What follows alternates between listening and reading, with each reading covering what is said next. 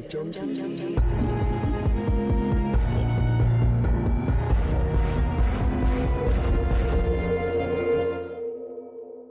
Hello and welcome to this special episode of Celluloid Junkies. I am Luke Kane and I am here with my co-host Damien Heath. Hello. And our guest host Cassandra Kane. Hello. We are here to talk about First Reformed, the unnerving character study from Paul Schrader. I've decided to keep a journal, to set down all my thoughts and the simple events of my day. I will keep this diary for 1 year, and at the end of that time, it will be destroyed.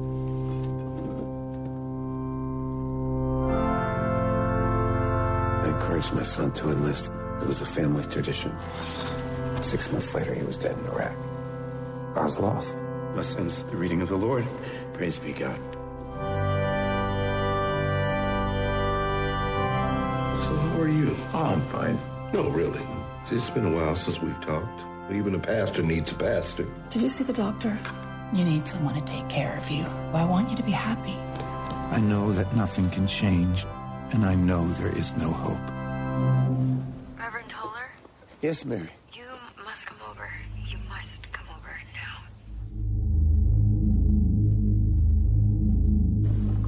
Explosives. She was becoming someone I didn't know. Opportunistic diseases, anarchy, martial law. You will live to see this. You had no idea that he was thinking of... No. I'm so frightened.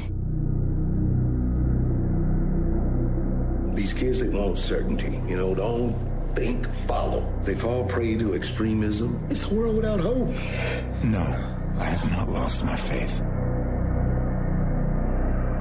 You think that what we did together was a sin? I've seen enough real sin to know the difference. You didn't tell the police, right? Take a look at your own life before you criticize others. These are frightening times. We have to be patient. Well, somebody has to do something. Are you washed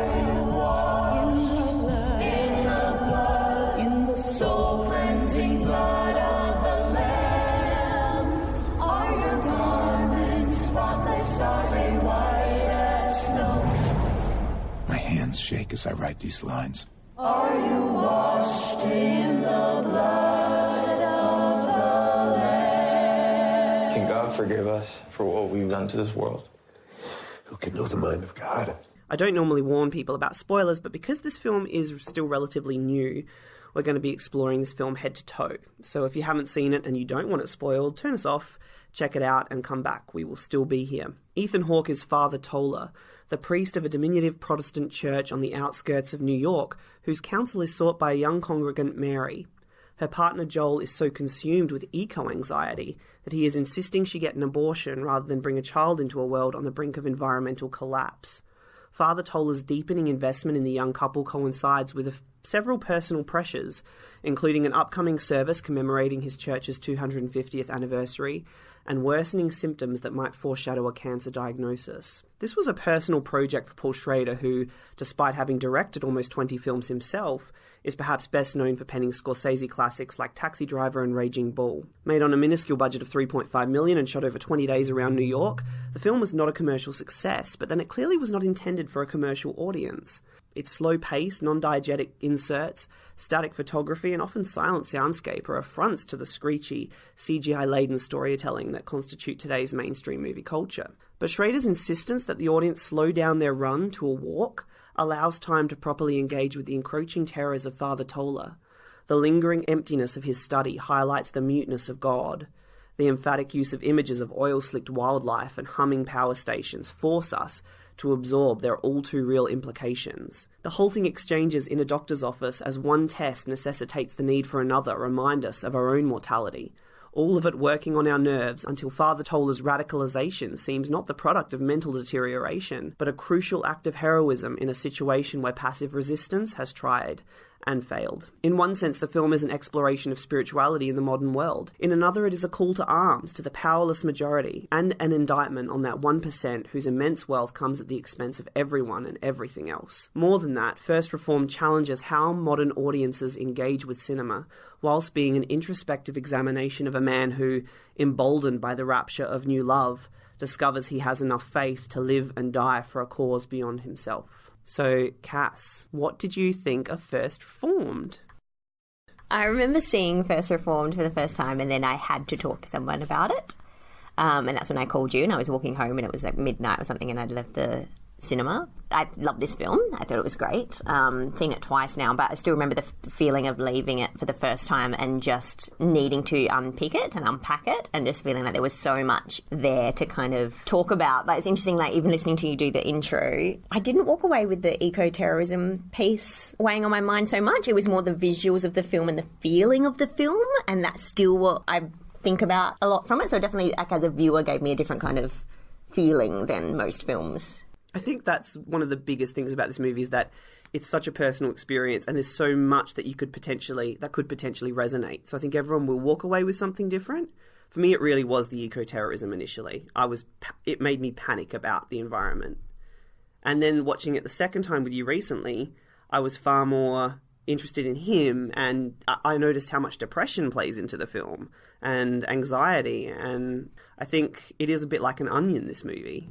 So Damien, Cass and I were dying to know what you thought. You only got around to watching this last night, I know. Please tell us. It's a great film. I'm with Cass here. I didn't walk away from it, having seen it 12 hours ago, thinking about eco-terrorism and the environment and our effect on the environment. That wasn't the major thing that I got from the film. I'm not sure if that was Paul Schrader's intention. I'm assuming it was somewhat of an activist project for him if that was his intention. But I like in your introduction you said that this is a personal film for Paul Schrader, and every film is a personal film for Paul Schrader, it seems.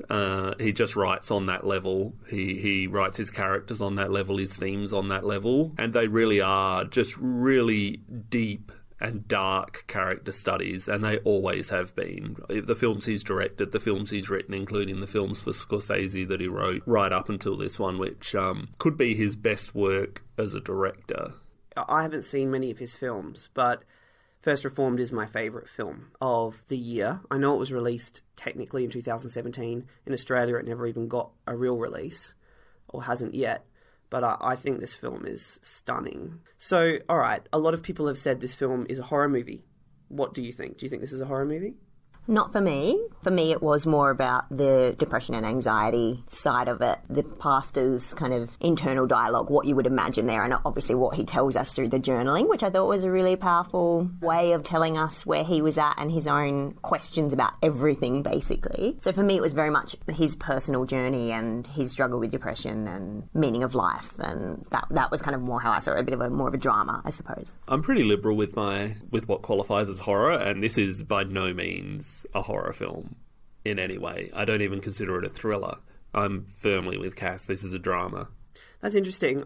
For me, it had a great deal of suspense, so I would definitely think that it kind of seeps into the thriller genre a little. I don't think it's structured that way. I think, the film is quite clearly dealing with a person and people on a level that horror and thrillers rarely do, and I don't think it has the narrative trajectory of a horror or a thriller. If you think about the first shock of the film, when he discovers... And you can say it, because we're spoiling stuff here. Yeah, okay. How did that feel for you? It felt sad. Like it wasn't sensationalized at all. It was very sad, very empty, very cold.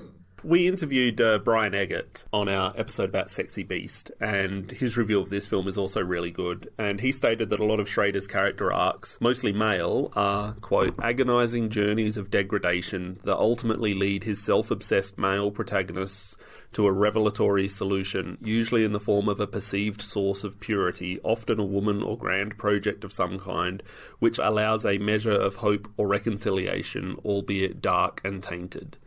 And First Reformed definitely fits into this trajectory. Technically, a lot of horror devices are used.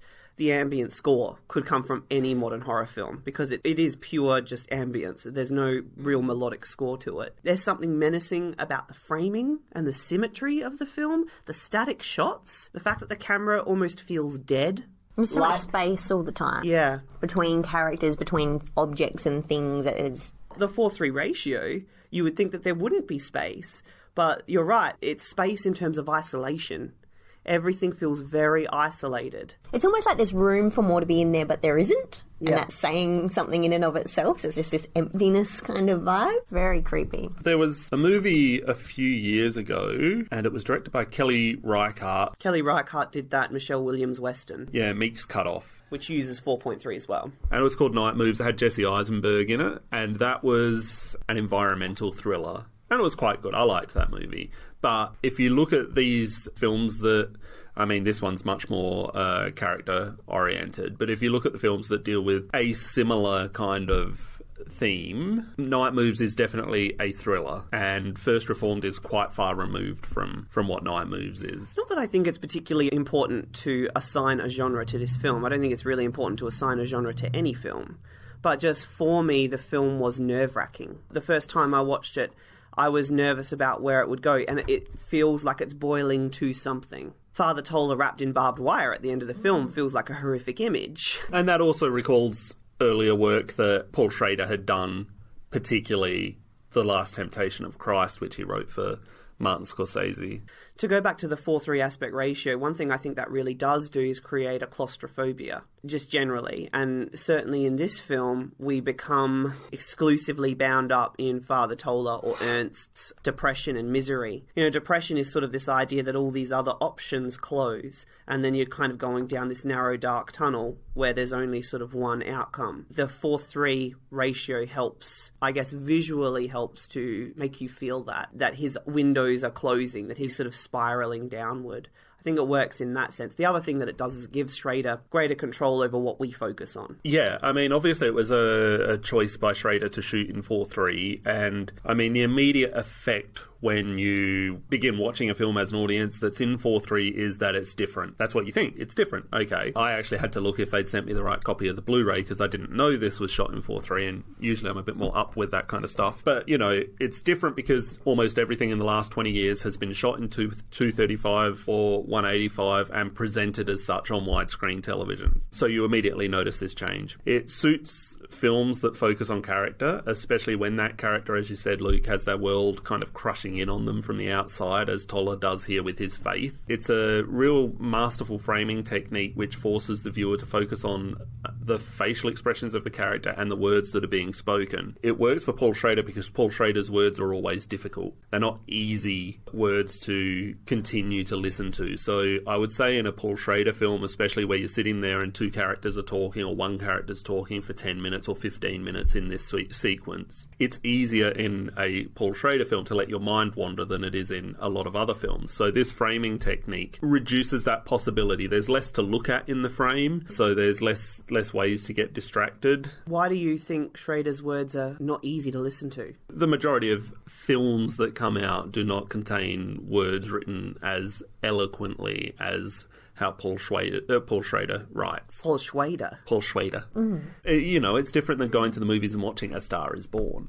Okay, so you're saying that it's less colloquial and therefore it's a little bit more literate? No, I'm saying most films are far simpler in their dialogue than the majority of films written by Paul Schrader. Because of the level of sophistication of writing? Yes. You know, it's like reading Dan Brown or reading Cormac McCarthy. You know that one person is a better writer. During that conversation scene, I remember saying to Luke that I felt like I was being counselled. Yeah. That I couldn't not listen to Ethan Hawke's character. The majority of people who go to see this kind of movie are people who want to see this kind of movie. But you get somebody who isn't familiar with this work, doesn't usually see this kind of movie. I think the framing helps to keep them focused on that scene in particular. But that scene, the reason I think we feel counselled is because it breaks the bridge between the viewer and the screen. Because they're talking about the environment, faith, grief, and suddenly they're not talking to each other about it, they're talking to us about it. It just takes on this extra level of significance, and it becomes consequential to us and to our lives. Whatever they're going to say next is going to have deep ramifications for us. It becomes a terrifying yet totally compelling conversation. Look, this is it's not about your baby.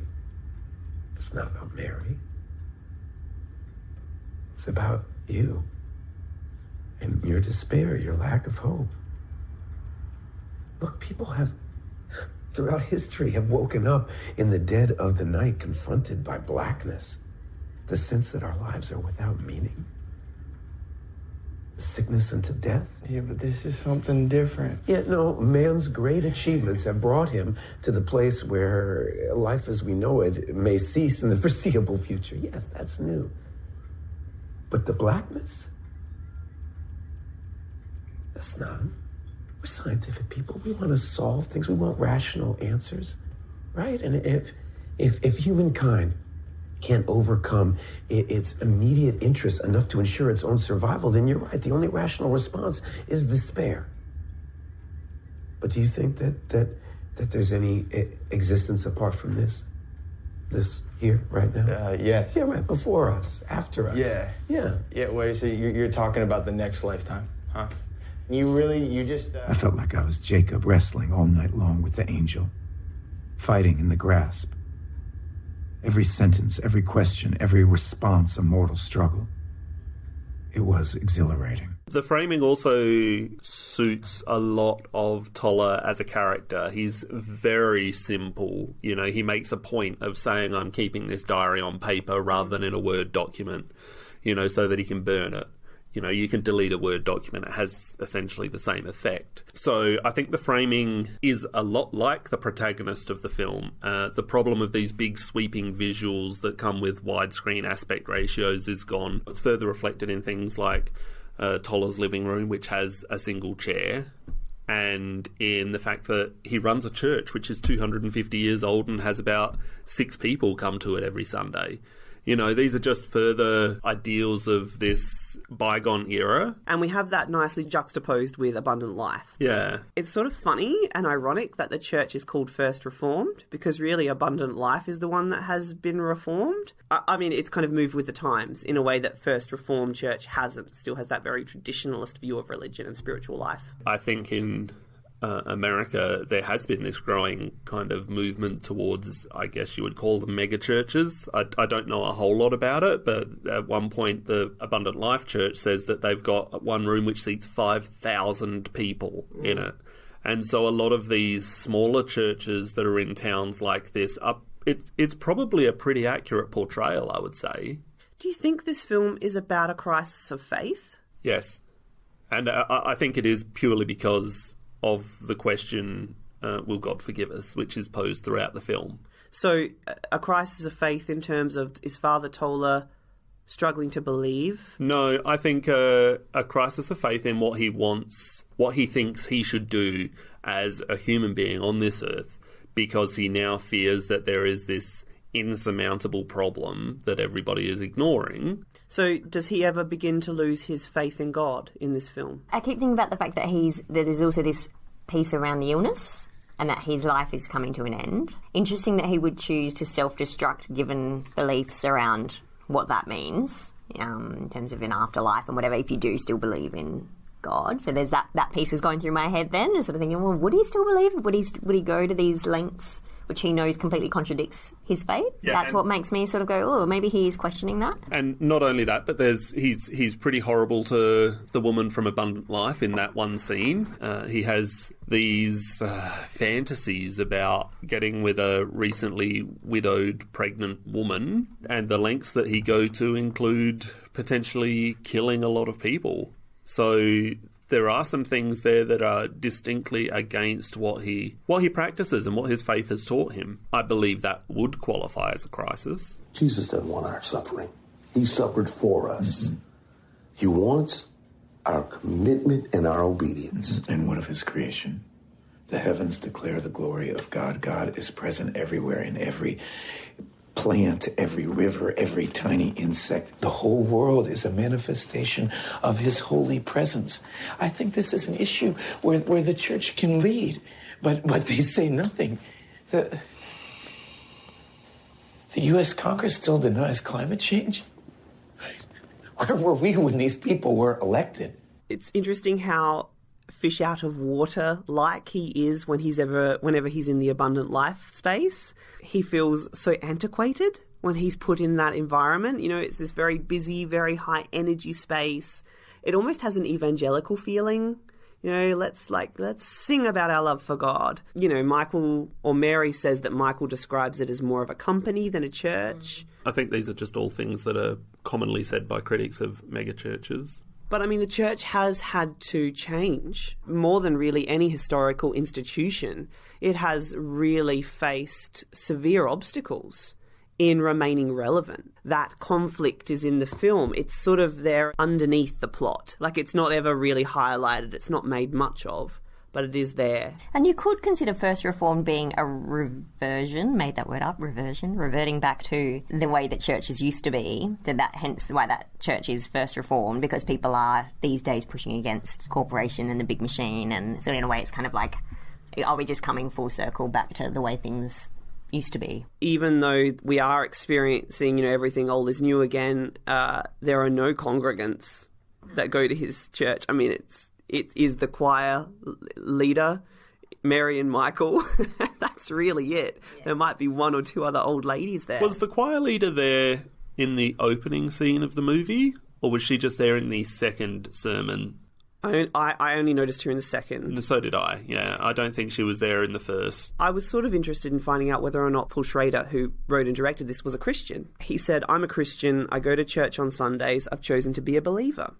I have been a believer most of my life, and this is one of the things you deal with. My personal view of Christianity runs to the meditative side, not to the entertainment arena side. I won't attack those Christians who think that the movie's megachurch Hillsong Arena is actually Christianity, but it's not my Christianity. My Christianity is kind of sitting down and waiting." I thought that was interesting, that he actually believes in God, and it made me kind of view the film from a different perspective. I suppose, being an atheist and being fairly cynical, I tend to come at all spiritual movies with a sense of this is going to show why spirituality or religion are either incorrect or evil. But the film doesn't really attack Christianity here. It has a very sympathetic view of Father Toller, and it shows that how his beliefs have informed his character in a positive way.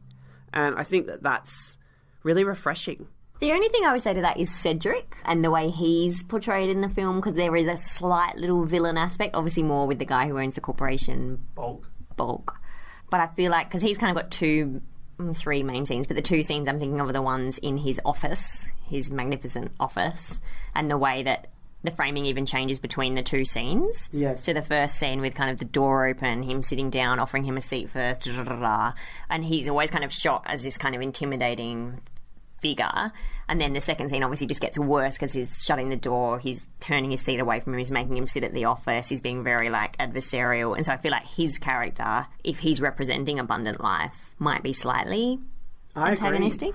Especially the part I hated with him was it was just him being captured on television saying depression is evil and Jesus was never depressed. That's right, yeah. I hated that part, and you're right, he is portrayed as a little bit of a villain. I think that there's a lot of commentary on megachurches in this film and how evil they are. I think it's pretty basic and easy to read. It starts at that scene in the diner where Bulk comes into it. I mean, it's questioned before that, but it's shown for me very black and white in that scene. Yeah. Do you agree? Yeah, I mean, look, generally all of the times that we see abundant life, it is portrayed pretty negatively.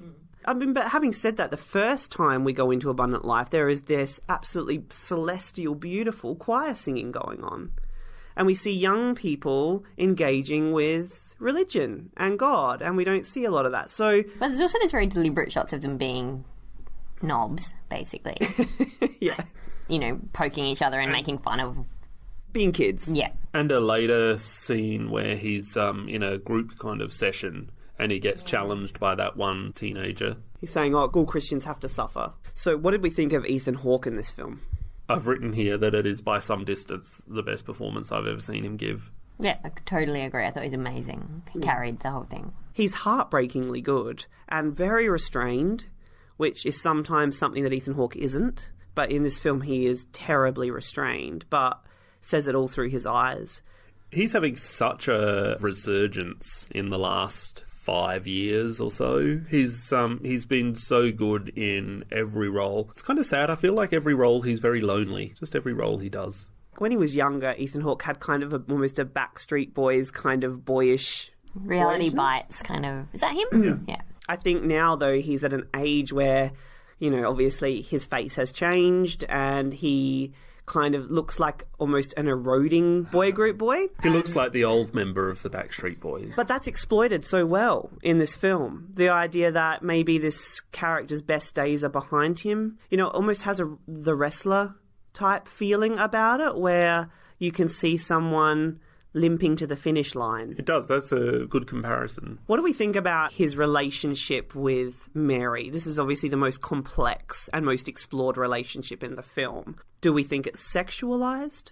I think in his mind it is. Yeah, I feel like it's not black and white. She's one of the only females that he has much of a relationship with other than the choir leader, which is not a good relationship.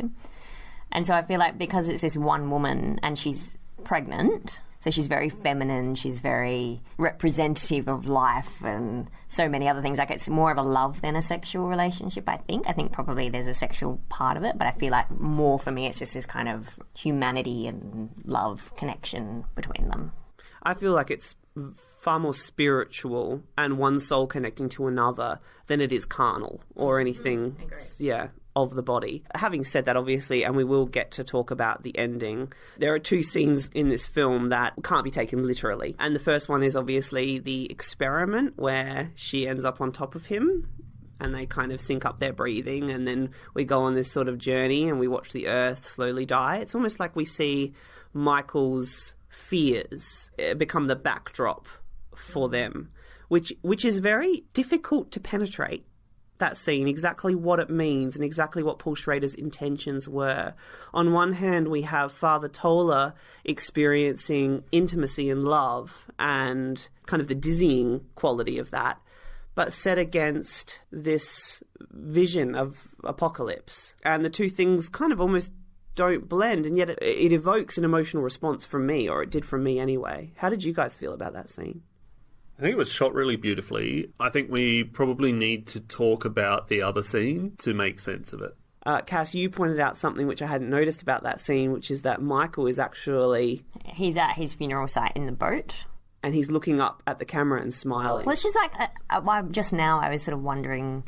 So, obviously, this is a very literal interpretation of it, but, you know, obviously their hands are touching, the baby is between them. That's Michael to a point. There's almost kind of like maybe through their connection is Michael, and somehow that's what was represented in the visuals of what went through Tola's mind. That's really interesting. I didn't actually even think about the baby being between them, but that does seem significant now that you've said it. If this is supposed to represent his awakening to the idea of being alert to the environment, I think you could have done this literally, and you could have done it within the kind of linear narrative rather than this dream sequence. And I don't think there is a purpose for doing it this way unless you want the audience to then later question the final scene, because you've already established that there is a dreamlike quality to some of this. I think it's important in that respect, because this is so obviously not literally happening, but the final scene is not so obvious. And so I think you need to have set it up that something that you can interpret any way has happened here, so why not the same thing at the end? It kind of eases us in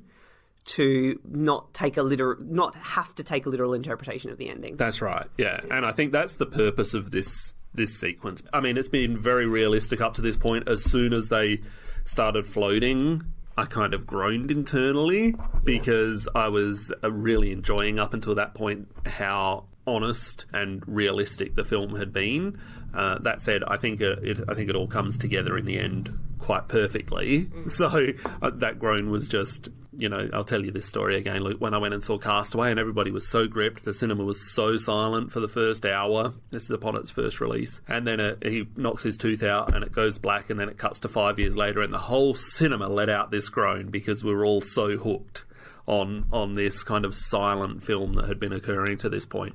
And I was so hooked on First Reform to that point that this kind of took me out of it a little bit. But as I say, it all comes together in the end. And I think that's the purpose for this scene. I had the same feeling with Castaway, where it's almost a disappointment. Like, no, don't make me leave this space. I'm enjoying this space. That's right. For some reason, when they started levitating, I didn't have that groan in this film. Mm-hmm. I kind of got excited that the film was now taking me somewhere else that wasn't just of this earth. I felt almost like my intimate relationship with Father Tola was getting more intimate because now I was allowed inside of his head. And we've all had those sorts of feelings where you're lying in bed and suddenly you feel like you're levitating, or, you know, you're going up into, you're leaving your body. We've all had those sort of strange experiences. I just took it as that and I just went with it.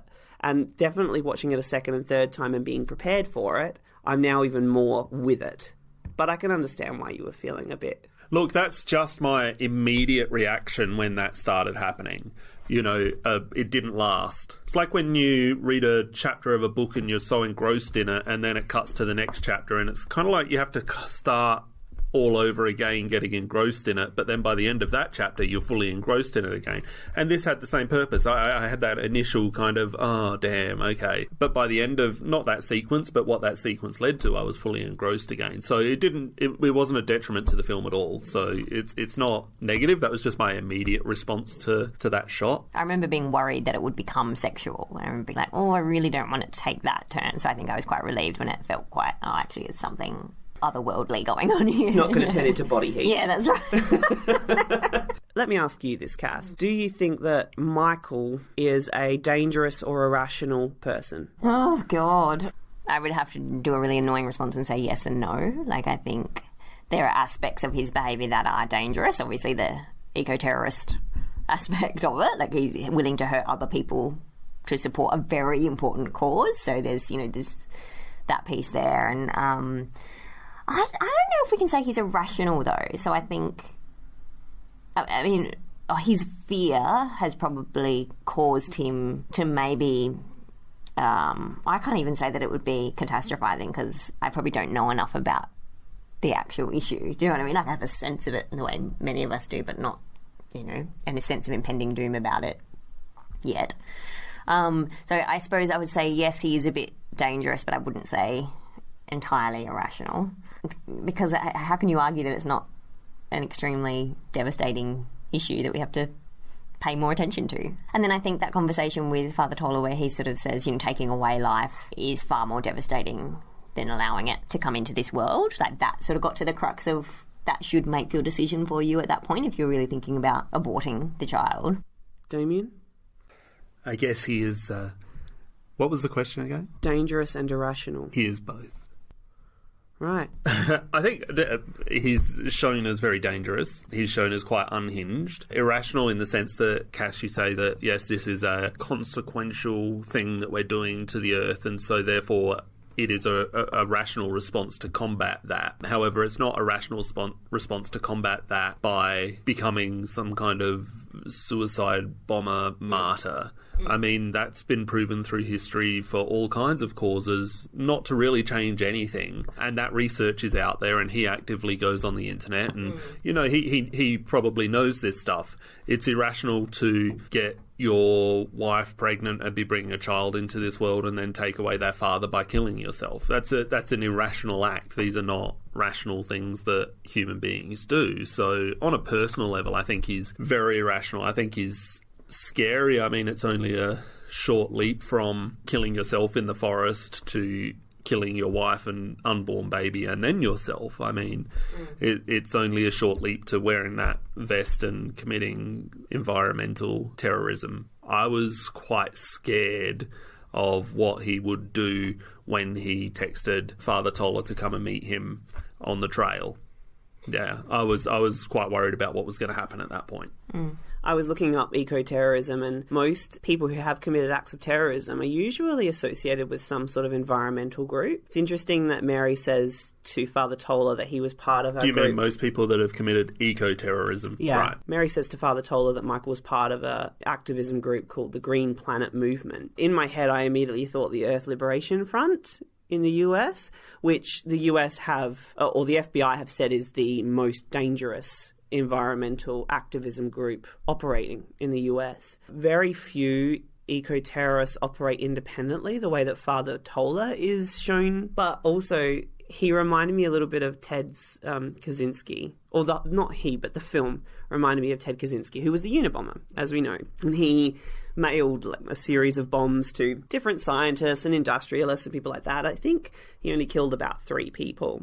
But famously, he wrote a really lengthy essay, which was called industrial society and its future, and that essay began with the sentence, "The Industrial Revolution and its consequences have been a disaster for the human race." And then it's sort of this long spiel about how industry and corporations have ruined the earth. But he wasn't at all like Michael, because he was more about how the industrial age has enslaved the human race and how it's having all kinds of detrimental psychological effects on us. Very rarely did he even mention the environment in this long essay. It's just a real-life example of somebody doing something dangerous and deadly for a cause. What do you think is a better way to do something for a cause? Do you think sending a bomb or blowing yourself up to bring attention to the fact that you were in support of this cause, or do you think an education program?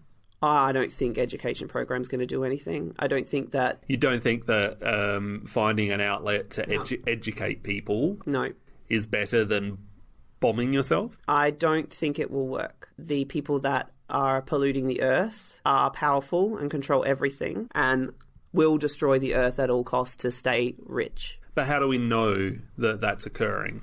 How do I know that that's occurring? Yes. What do you mean, how do I know that? How do you know that the pollution is going to be a problem? You don't know that it's going to be a problem because some people bombed themselves. You know that because scientific research is out there that's showing this. Well, yeah, I think it's like 97% of scientists have said that climate change is real and that the Earth has... Which is a figure he gives in the in that cafe scene as well. But what I mean is that is research and education.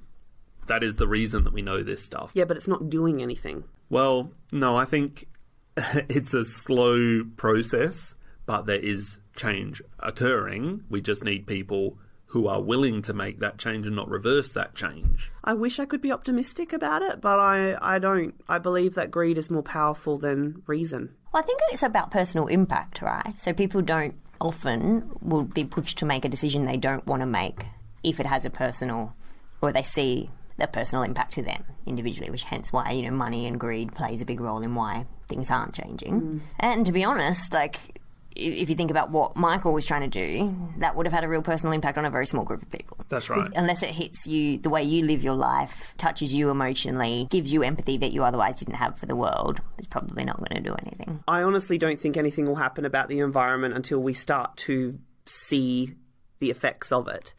And by then it may be too late. I don't know. Maybe it won't. Maybe it'll be fine. But I don't believe anything will be done, significantly will be done, until the air starts to get poisoned. This is why I think we need education, and we need people to decide that, hey, I have a vote, my vote counts, and I'm going to put it towards the person that backs up what I say. And that is done through, I guess, a whole series of campaigns. You follow people that you believe are saying the right thing and doing the right thing, and that who they are able to influence. I mean, that's how stuff gets done. Yeah, it is about influence, but influence can work both ways. All right, well, let me ask you this then. Did you want him to be successful with the bomb? On an entertainment level, yes, I did. Why? Because you wanted to see a big bang? Yeah. Would the explosion have been a happy ending? No. Cass? No. You didn't want him to be successful with the bomb? There was a part of me that wanted to see, exactly like Damien, that wanted to see some big ending, and knowing that the head of the corporation was in there and the head of Abundant Life was in there, and you pick a few enemies and that makes it okay. But no, generally it wouldn't have been a good outcome for Tola. I don't think there is really a potential happy ending for First Reformed once you get to a certain point. Yeah. What point is that? I would say two things, when Michael dies and when he is quite clearly stricken with cancer. That's another thing that this movie looks at, which is the denial of physical illness, which is something that tends to happen to a lot of reserved men more than anything else. They just let the symptoms go for a really long time and don't address it and don't want to deal with it. It's that whole thing of avoidance. If I don't acknowledge it, it's not there. I said this to you last night, that he can't even save himself. But at a certain point in the film, he thinks he can save the world. And so really, when, he starts to kind of go, God, God, God, at the end when he sees that Mary's walked in and all of his plans are thwarted, really there was never going to be any other ending, because this person of all people is so ill-equipped to pull off something this complicated and devastating. He has no control throughout any of this film. Yeah, absolutely no control, not even over the church. Physical health, over the church, over Michael. That awful Bark, is that his name? Bulk says to him, "Oh, so you were counselling him and then he killed himself." Yeah. You know, that's one of the cruel moments of the film. Like I said, he's so good with words, but there's some particularly cruel words that are spoken to other characters in this film. Look, unless you guys have anything else to say about First Reformed, I think we have a quick discussion about the ending. I'd like to know what it meant to both of you. Well, like I said before, I think that earlier scene sets it up to not be taken literally. I think we've established in this shot that Mary is in the church, not in his house. We've also established that the pastor from Abundant Life cannot enter through the front door because it's locked. At no point has he unlocked the door. Somehow she's inside his house. So for those reasons, it's unlikely that it's to be taken literally. He performs some action. He goes into the church and performs some action. And this is maybe his way of doing it unconsciously, not dealing with the repercussions of that kind of action, and instead focusing on something that he believes happiness is. I think, like many viewers, I walked out going, "What?" So I didn't land straight away. But I think as soon as you start to reflect on it, it does land that actually, this did not actually happen other than in his mind. But I do think he died in his house. Drank the drain cleaner and whatever, and in the moments between being unconscious and death or whatever, he imagined something wonderful happening. I had exactly the same. I took it as a hallucination, maybe a final hallucination before death, and that, it was sort of his idea of heaven, that he had this long romantic kiss. I think that the last scene is an idea of heaven for that man. Not because there is a heaven, but because he believes in heaven. Paul Schrader said about the ending, "I don't know what the ending is. It can be read in either one of two ways. One, that a miracle has occurred and his life is spared. The other is equally, in my sense, optimistic, which is that he drinks the Drano and he's on all fours, he's throwing up his stomach, and God comes over to him, who has not talked to him for the whole movie, and says, 'Reverend Toller, you want to know what heaven looks like? Here it is. This is exactly what it looks like. It looks like one long kiss,' and that's the last thing he sees." The other thing about this film is that music that's used over the top, which is sung by the lead of the choir from Abundant Life, is so stirring.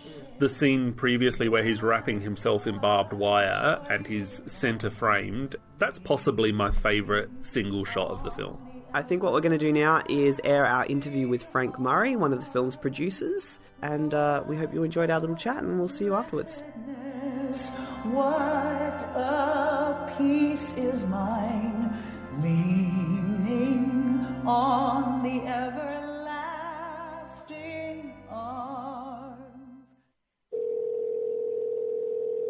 I was looking at your IMDb, and you've been involved in quite a few films that we love. Like, one of my favourites is Broken Flowers, and I know Luke has always loved Margot at the Wedding, and we've actually done an episode on The Wrestler before as well. In those ones, you're credited as a production accountant. So how did that kind of transition work to go from production accountant to your role on First Reformed, where you're a full-on producer?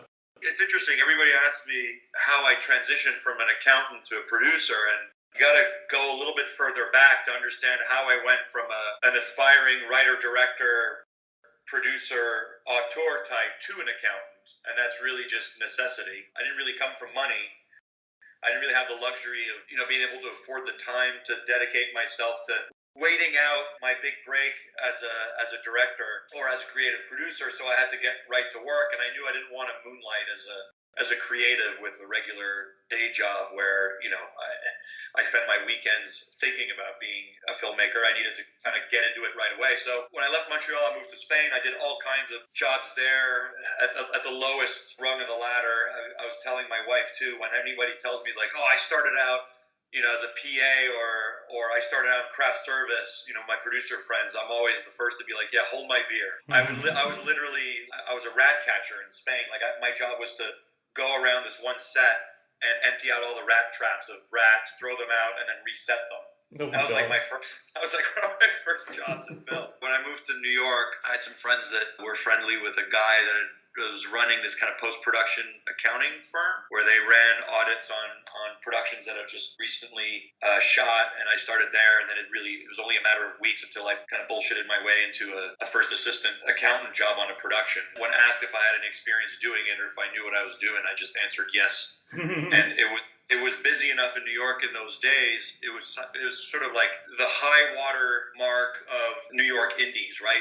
In the early aughts, there were so many being made that it was pretty easy to parlay your way into something pretty good production-wise, and that's kind of how I ended up there. And I really did it to bide my time and learn how the money flowed so that I wouldn't be beholden to other people if I ever reached the point where I could make my own movies. So, you know, for me, I set out a very clear path for myself, and I put hard timelines on how long I was going to do it and when I would, you know, start making the case for promoting myself to other areas of production, just so that I could eventually become a physical producer and then creative producer, and then maybe have a shot at making my own films before age 45. And then you mentioned The Wrestler. The Wrestler was the first time I kind of jumped a number of rungs of the ladder. Mm-hmm. It was a little bit of a troubled production, so I jumped from being hired as the first assistant. I became the accountant of record because the accountant left, and then I became the production manager, production supervisor of record for the more complex portion that was shot in Philly and stuff, and that was at the behest of the Bond company. I convinced them I could get the movie back on the rails and they wouldn't have to take over, and if I did that, would they then please make sure that they pushed me onto other production as a production manager, which is what happened, basically. Is that still your end goal, that you would like to write or direct your own movies? I mean, there's a yes and a no. As you get older, you know, the more time you spend in the business, you realize that, you know, that pyramid, I mean, it's just like a microcosm of life. You know, you have one director. It's a very coveted position. What sort of spokes out from that position is a lot of very, very necessary jobs, which could prove to be substantially more lucrative in many instances and more rewarding if you force yourself to be a glass half full type of person. Because I'm a creative, because I'm a film academic, it's easy for me to sort of ingratiate myself to directors in such a way where I become an extension of them. With Schrader, that's a little bit what happened. To me, that's satisfying, right? I mean, if I could work with that type of auteur as their creative producer, then that's more than enough. Whether or not my goal is still to write and direct, I still write, but my vanity projects are always the ones I kick to the back burner the fastest.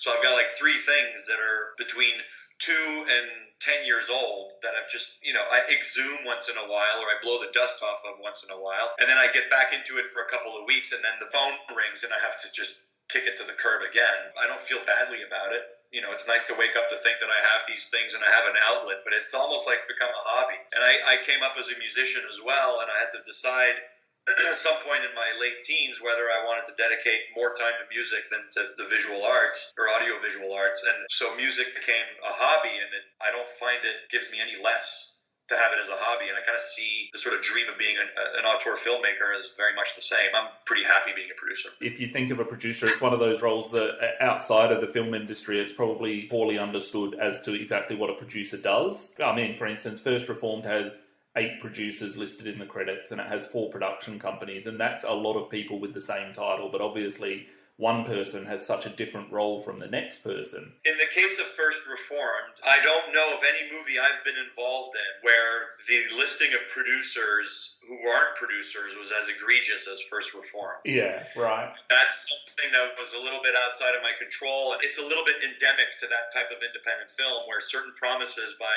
certain people need to be made to people with money in order to be able to sort of pull it together. And I don't want to cast any one particular person or peoples in any kind of negative light, but it's unfortunately one of the realities of the business where you have to attract people that aren't that long in the tooth when it comes to how things work or how credits should be respected. And that's part and parcel of indie film, and that's why you have all of these names as producers. But as far as the actual nuts and bolts, the heavy lifting, the creative support and all that stuff, you know, that final card with the PGA mark is where it is. And for all intents and purposes, I am Paul Schrader's producer on that film. And it's kind of like the idea of that tier on Kickstarter where you can pay $10,000 and have your name put on there as a producer. Yeah. You know, I think I mentioned this in an interview in the past too. It used to be one of these things that used to drive me really crazy. And again, with time, you learn to just pick your battles and not make yourself nuts about that sort of thing, because the fact is that internally in the business, the people who need to know. and the fans or cinephiles who kind of watch the film and wonder who's doing what, they don't really need to know. But since you're asking, I'll answer.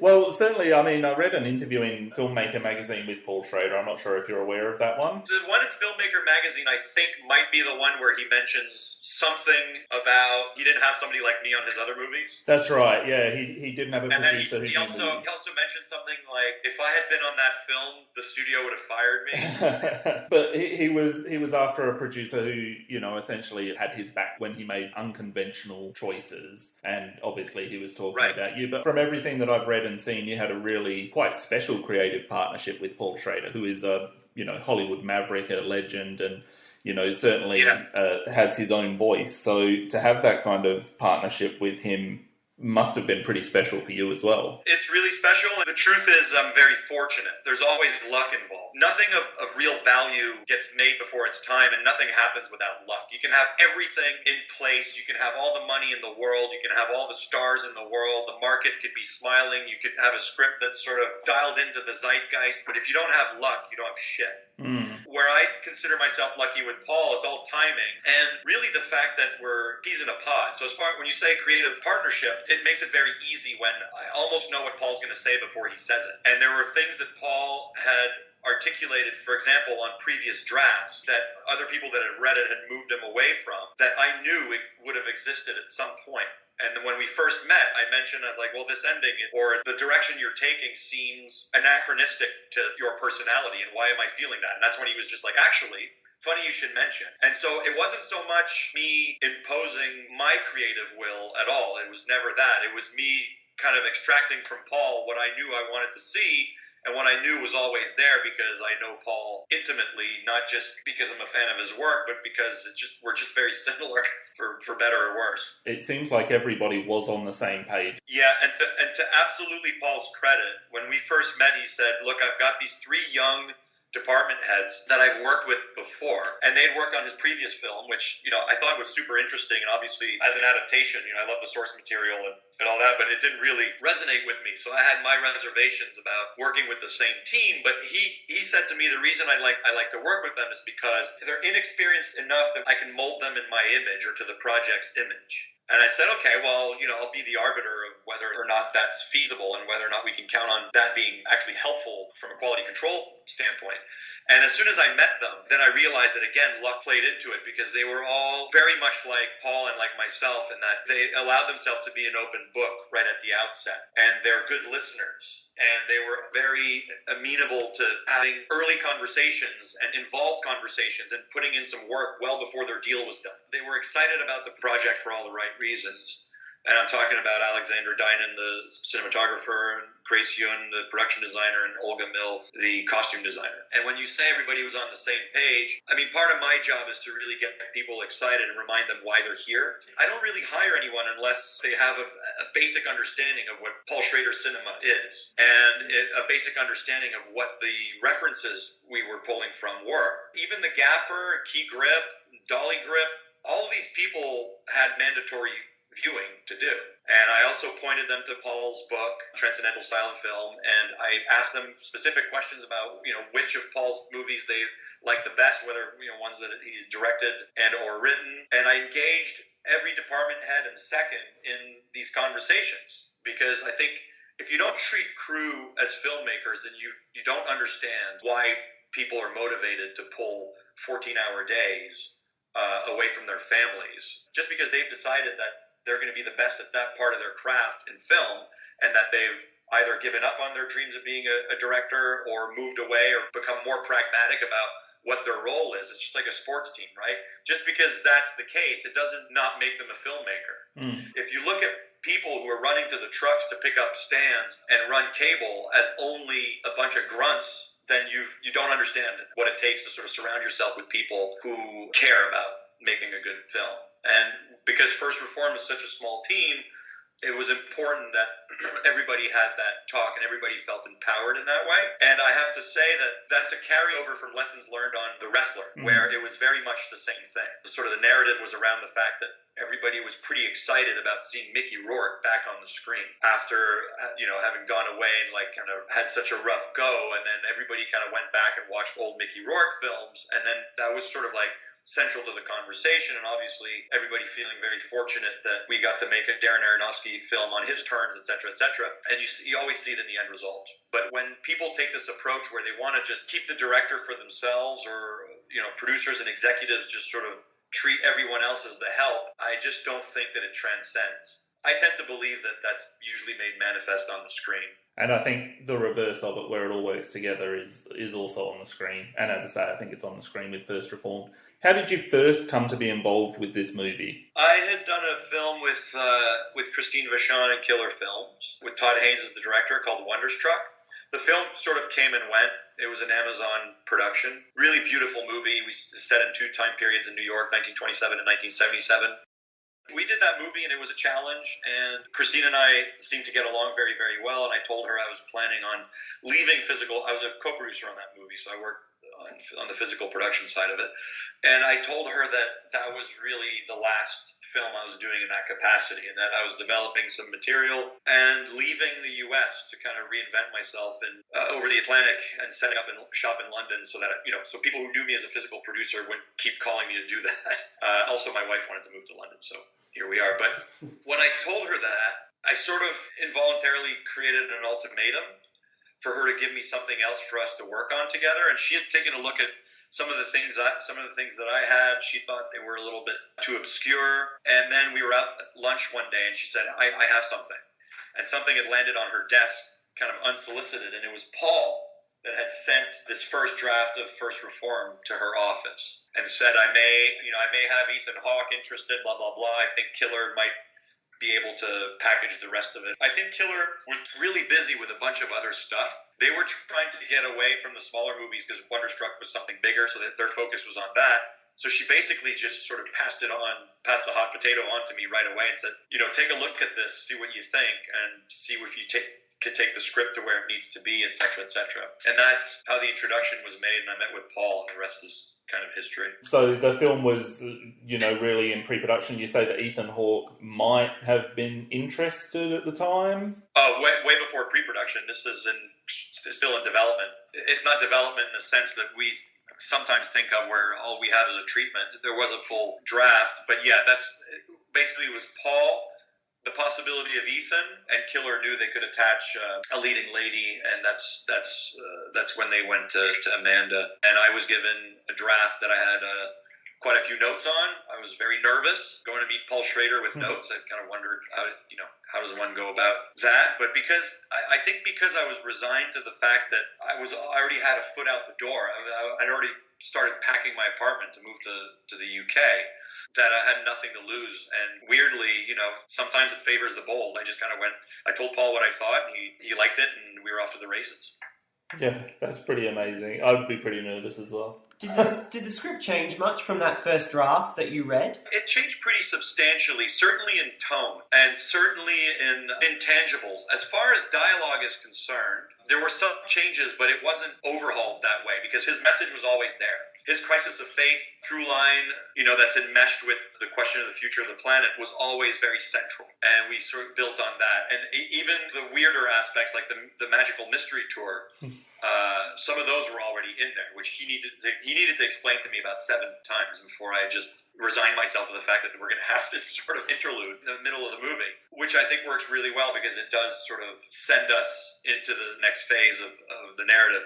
But as far as that sort of dark downward spiral, as far as embracing the fact that we could afford to go dark in this film and sort of pay homage to Paul's early work, that was something that was discussed with Paul. And that's something that he had initially wanted to do, but I think maybe was reticent to doing because he didn't have the support.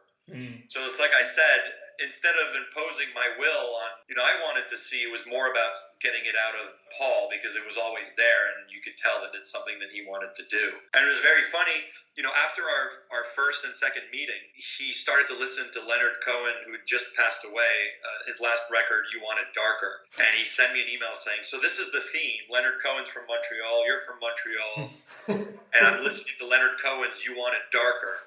And he's on a loop, and he's like, this is where my head is at, and this is what we're doing.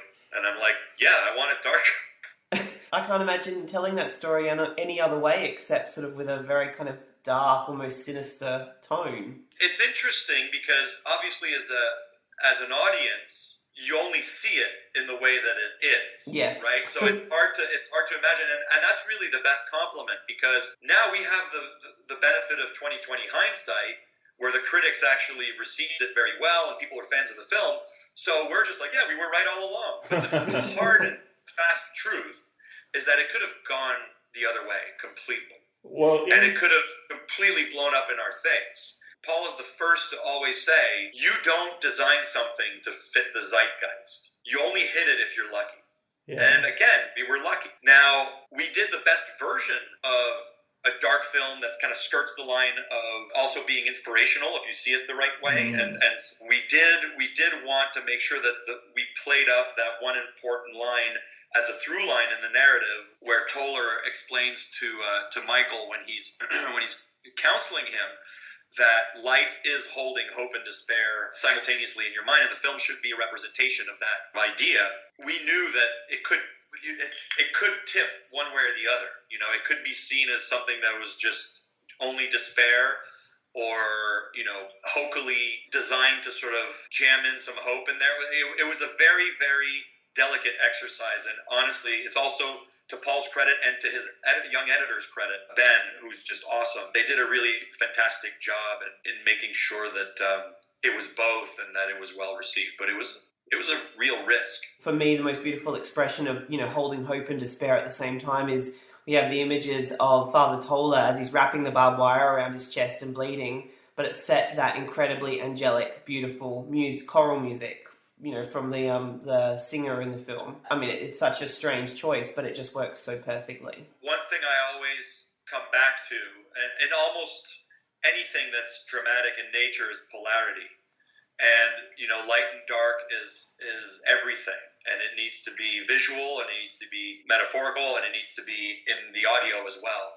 And if you don't understand how to play on dynamics, then you can't really tell a story about the duality of man, or the paradox between, you know, hope and despair. That was very deliberate, and Paul and I did talk about that early, about the need to sort of create that type of juxtaposition in sound and image. Yeah, it's pretty spectacular. You've got two people here who, I guess, are not religious at all, but it just made me want to listen to more hymns, to be honest.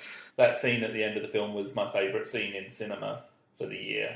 That's awesome. Yeah, it was very special and very affecting. How much of a conversation, just on the style and tone of the movie, how much of a conversation do you have with, I guess, the other filmmaking participants about the choice to shoot in the Academy ratio? And also, I know on Alistair's podcast you had said that originally Paul wanted it shot in black and white, and that's one of those things that, having seen it the way it is, I can't imagine it any other way, and I think it works so perfectly the way it is. But how much of a conversation do you have with the other filmmakers about those kinds of things? Constant. I speak with the DP and the production designer as much, if not more, than Paul. And again, it's really just so that their interpretation of what Paul wants and my interpretation of what Paul wants is clear. So it's almost going over it to the point where it then reopens it up to more questions for Paul, things that he may not have thought of, and then round and round we go. We had a lot of conversations about it. The black and white thing was a little bit of a late battle, because the distributor did not like the idea of it at all, and were afraid that they would not be able to move the film. But that was all Paul. The decision to shoot black and white originally in the Academy ratio was because of Paul's. Paul was really impressed with Palikowski's Ida, and he said that really works, and I want to tell a story in that format. We lost the black and white battle, but in the end, when we regrouped, and we had run some amazing tests on the Alexa monochrome, and we had some ideas to really hard light it and give it this really, really great noir quality. But when that had to be reconceptualized, we just decided to desaturate, keep it in 4:3, and go that route. It was very involved, and the regrouping effort was, many hours of sort of redesigning and rethinking a palette and lighting paradigm. But I think we cracked the code, because again, with 2020 hindsight, to me the film works better this way than it would have in black and white. Maybe that's sort of this weird confirmation bias thing, but I'm pretty convinced that it's better this way anyway. I'm less biased than you, but I'm still biased, and I think that the use of color, the fact that it's so cool, it makes the world look like it's dying, and I found that very moving. I found the visual palette very, very moving and perfectly aligned with the story that it was telling. What was really fun about it is that everybody got to dork out around Paul. Paul pays homage, very subtly pays homage to other directors and films that he loves, and it was so fun on set when we're in the middle of a setup, sort of playing what film is this framed from. You know, that's one of the funnest things about working with Schrader is if you're a nerd and if you're a film academic, you'll never run out of stuff to dork out about. I was super pumped when we had our Purple Sky Day. To me, it's a throwback to the ending of William Friedkin's Sorcerer. And on that day, I was just sort of like super excited. That's the image where he's looking at the plant? No, so when Toller dons the vest and he starts to drive around and he goes from sunset to sunrise at the quote-unquote toxic waste dump boat graveyard. Yes, right. When he comes sort of back into frame, the light changes to a purple sky, which is an image that was used in a lot of promotional material. No one on the day kind of brought it up. In my mind, I was just like, that's, you know, the reference to me was always that ending when Roy Scheider kind of loses his mind. But by the time he gets to his destination at the end of Sorcerer, and the sky is this just eerie purple while he's just, you know, having his meltdown. You liked it a lot, but I think I preferred the original, The Wages of Fear. Yeah, I did like it. Yeah, Wages of Fear is a better film.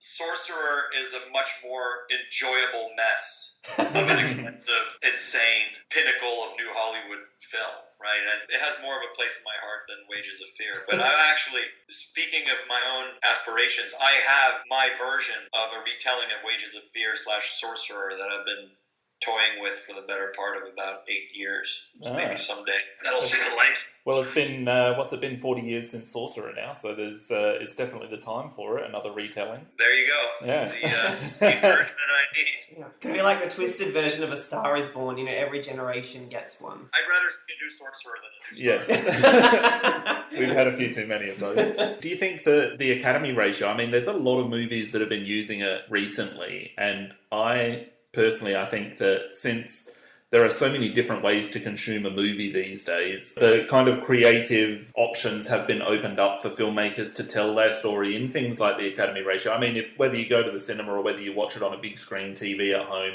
however you shoot a movie these days, it's going to look pretty fantastic. And obviously the recognition that Roma's got, but also The Witch a couple of years ago, and there's been, you know, so many in the last few years that have been shot in that ratio. But do you think it's easier to sell a distribution company or a company that's putting money into a movie on those kinds of choices now than it would have been 10 years ago? I think if you're pragmatic about the reality that streaming is where you'll probably end up, and if you're open to the idea of a limited or no theatrical run, then yes. The problem is that if you're still fighting the good fight, depending on who you ask, the good fight, to have a theatrical run, it's a really hard sell to not, you know, shoot in 1.85 or wider. I don't think that's really going to change. I work with Ang Lee, and I was part of the sort of first wave of his experimentation with high frame rate 3D.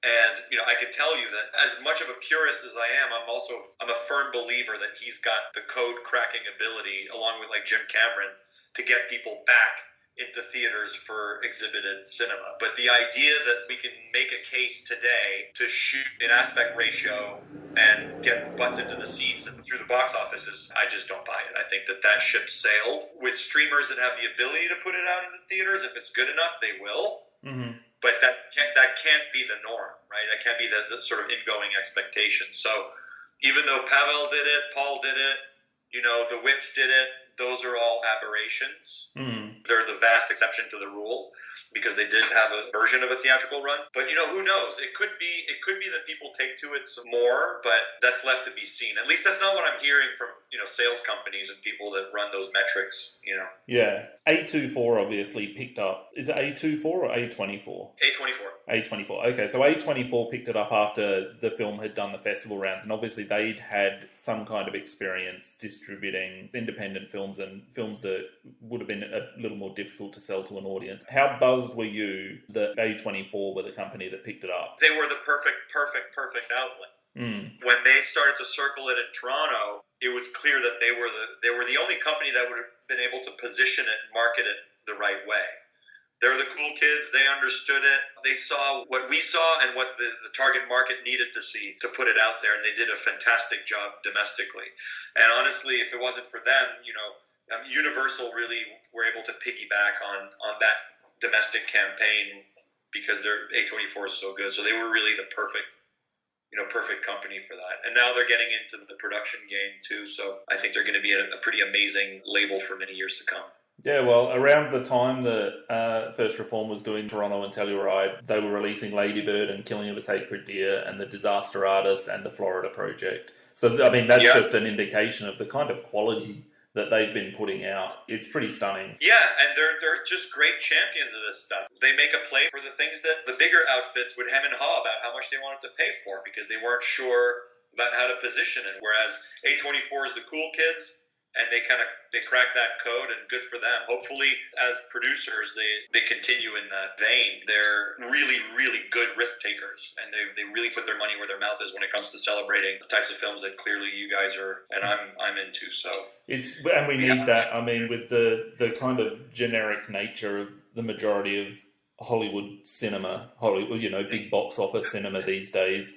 I mean, look, if you listen to our show, you would hear us constantly hating on the Marvel universe because we never watch them and we're never going to be interested in watching them. But films like this, we eat up. I try to always remind myself of which side my toast is buttered. So I try to not be too brutal on criticizing any universe and stuff like that or franchise. But if I'm honest, I've had on multiple occasions have to go back into my social media feed and delete a lot of things that I've said. Everybody needs to do that. Everybody in the public eye. Just in case I get that call for this big tentpole and they do their diligence.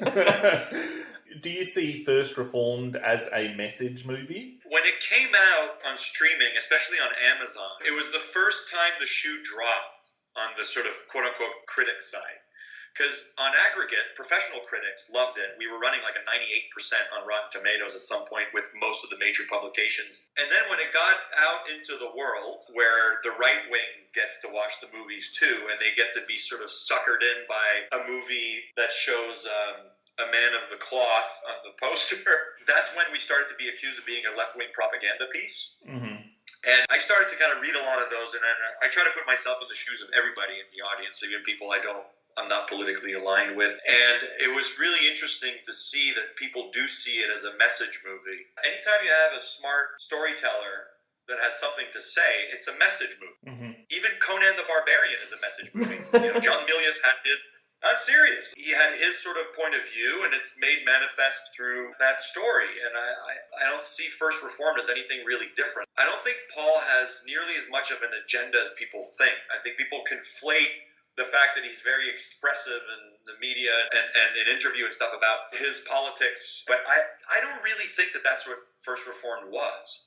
I think that it's a very personal film for Paul. I think that he exposed a lot of himself through that script. But I think that it's just personal. I don't think that there's an agenda that we can tie to it at all. If it reads as fatalistic or nihilistic, I think that's just a function of the reality that we find ourselves in with climate change. I think people are too quick to label it nihilistic when all it is really born of pragmatism. Mm. The only thing that you might ascribe where there's a little bit of a wink is really the whole crisis of faith thing.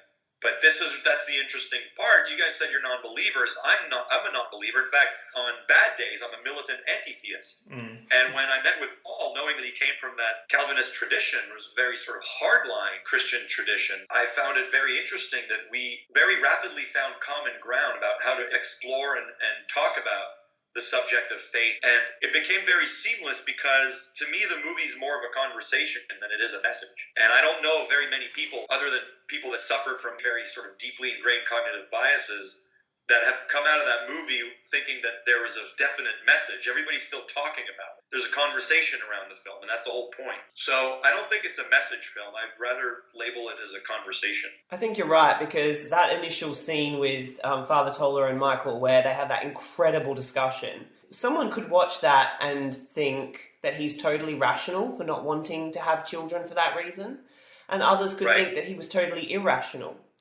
And Father Toller becoming radicalized, like an almost environmental terrorist, or leaning towards that way, could be seen as something that is, we're at a point in human history where that sort of aggression is required and rational, or that he's completely mad. And the film doesn't tell you, it's never didactic. It doesn't tell you what's right or wrong. That's exactly right. And the minute you get into putting your foot down on any of these arguments, you've lost. Yes. And you have no business being part of that conversation. Since the film, obviously, I don't know how the algorithms work on social media, but it's apparent that Facebook seems to think that I'm only interested in climate change. And so, like, my feed is just constant with this stuff. And I recently saw something where they had given a name to a group of women who speak out about their decision not to have children because of concern with population and climate change, et cetera, et cetera. The headline had this sort of very kind of rigid label. I don't even remember what it is. It's like climate birth or whatever, right? And I said, the minute you ascribe a label, a hard label to that, you're stigmatizing a group and silencing their ability to have a normal, rational conversation. It's the same with film. When you have that platform or you're up on that pedestal, you have a responsibility not to preach. And I think that that's really where Paul nailed it. And this is a testament to the sophistication of his film. It's not preachy because it opens it up to the conversations that Paul and I are able to have as good friends, as somebody who came up through the Christian faith, and me who walked away really angry with it. I think that's where the film wins, and I think it's going to be why it's going to have longevity. And I think it gives it that sort of kind of cult quality where, depending on which side of the bed you woke up that morning, you'll see the conversation between Michael and Reverend Toller in a completely different light. And you'll vacillate between each of the positions because life is keeping hope and despair in your mind at once. I think that's really the triumph of the film anyway. I agree. I think it rejects labels at every turn, and it does so at a time when the world just seems obsessed with labeling everything. And it's a far more interesting space, rather than putting things in black and white. It's a far more complex, and like you said, it's a conversation, and that's what's wonderful about it. I don't know why people feel that they need to kind of break off into camps and labels and everything like that. I'd given a few Q&As, and after every screening where I was asked questions, the question would come up like, well, what genre would you label that film at? And then I said, well, what do you want it to be? And then I'd say, well, that's what it is, because who gives a shit? And you mentioned The Witch before, and then there was this blip in critic time-space continuum where the word post-horror started to get bandied around. I'm like, what the fuck is post-horror? I just don't have time for it. And I think that it hurts things. It's not so much any specific sequence or any specific theme or aesthetic that comes with the Marvel Universe movies. It's the fact that there exists the word Marvel Universe that pisses me off. It's not Captain Marvel or fucking Black Panther. It's the fact that we're ascribing these sort of like hard and fast boxes to sort of shepherd audiences through this valley so we could just kind of kill them all with arrows from the top without thinking. Because it's sort of so over-branded that no one goes in to see anything without so much baggage and so many preconceived notions that you can't hope for them to come out enlightened in any way. Yeah. And you know what? To the defense of the directors that make those big movies, I think they do a pretty great job of doing the best of a difficult situation when it comes to kowtowing to a market that doesn't know any better because they're not given any. I actually don't get as angry as I used to about the product itself, or I don't get angry at the filmmakers because, they have a living to make and they're offered a lot of money to go. And most of them have been doing a pretty damn good job. If you were to take Black Panther and you just show me a blueprint for it, and it has to hit all these marks because it's the Marvel Universe and they're spending X number, and you turn out something that more than just passable, I mean, it's like that interesting, I mean, that's a tour de force in itself. It's just not for me. It's just not for you guys, because it's really a question of taste. The issue I have is just it's the homogeneity of the whole sort of quote-unquote universe, or it's just, I find it just antithetical to what smart cinema should be. Well, I think cinema should always be challenging and you know, even transcendent. And I just feel like, I mean, I gave up on them after 2 or 3 films, maybe 10 years ago. I just thought, I can't walk out of another movie having sat there for 2.5 hours and I could have mapped out exactly what was happening, because it's like just these series of boxes that need to be ticked every half hour. And, you know, I craved for something new and exciting, and I just stopped. I had to stop because I was getting so angry and upset that every time I went to the movies, I'd leave feeling fucked and like I'd been ripped off. And I think that that's not necessarily a function of ill will towards the audience from the part of executives. It's like an ecosystem, and an ecosystem sort of reacts to what's out there.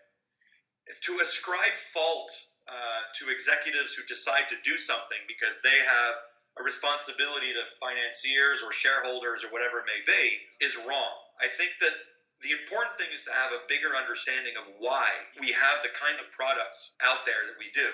And we are in a minority of people who have, and we have to call it what it is, the luxury of being able to discern between something that we find intellectually challenging and something that we find to be just pablum.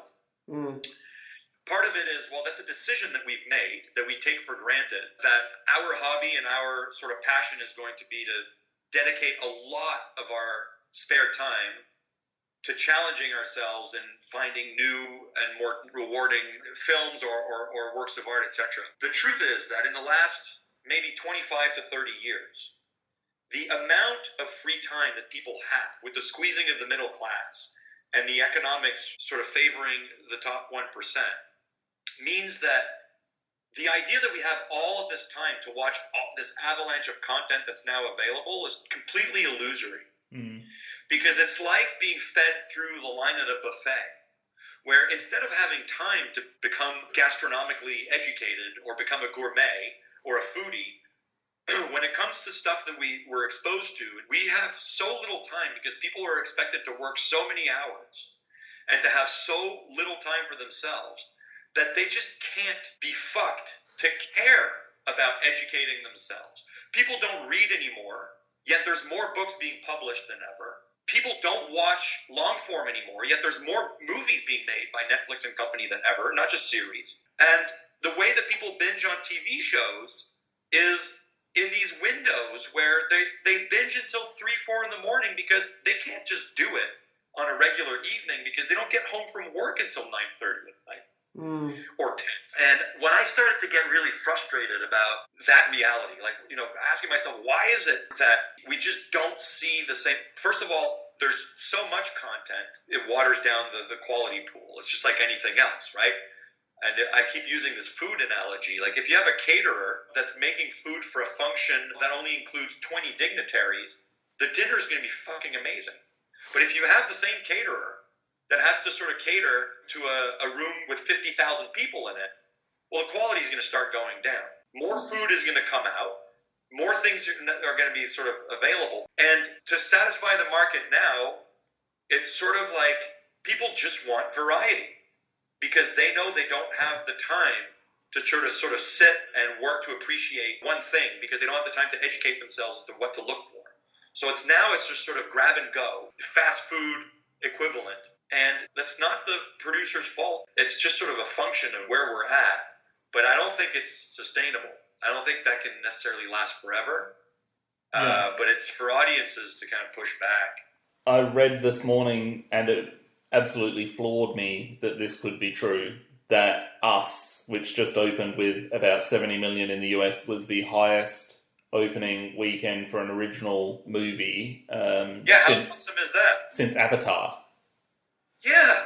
That's 10 years ago, and that just absolutely stunned me, that could possibly be true. The tide might be turning for the better. And, you know, this year with Roma, a lot of people a lot of my friends that work at the studios were lamenting the fact that, well, if Roma takes anything at the Academy Awards, it's game over, man. Mm-hmm. And I'm like, well, you can't out of one side of your mouth lament the fact that you're not finding enough good stuff being put out by Netflix, and then out of the other side say, we can't afford Roma. I mean, at some point, we all have to sort of want the same thing, which is for good movies to be made, and for companies that have deep pockets to produce movies that challenge the sort of market status quo. And to Netflix's defense, they're starting to figure it out, and I encourage them to continue to do that.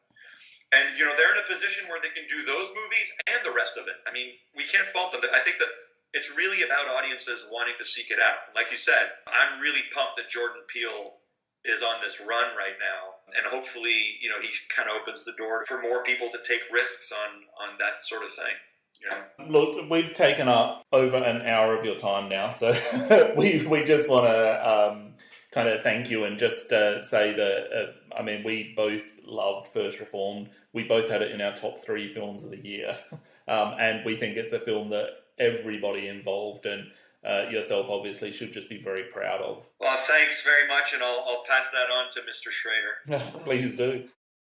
Paul and I are now joined at the hip. Yeah, so great. We're aggressively kind of working toward trying to figure out a window to get this done at some point in 2019. Well, we are so happy to hear that. Thanks again, Frank, for making time for us. I know you're super busy, and it was really, really good of you. Yeah, no problem. Thanks a lot, guys. It was fun.